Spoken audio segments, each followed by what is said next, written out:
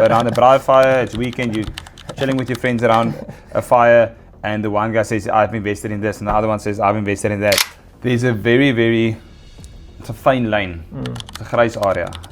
There's a grey area between education and advice. This channel is mainly for education purposes, but we in our personal capacities, in our professional personal capacities, we can give advice. Advice you just can't get from anyone.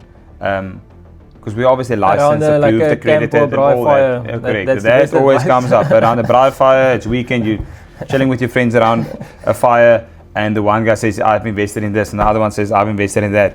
So that's a very fine line between, is that advice or is that just considered to be education? And remember, that's why we created this channel, to educate. At the end of the day, it's still up to you to go seek the advice. It's still up to you to actually go get that specific advice to that relevant topic that you want to be advised on.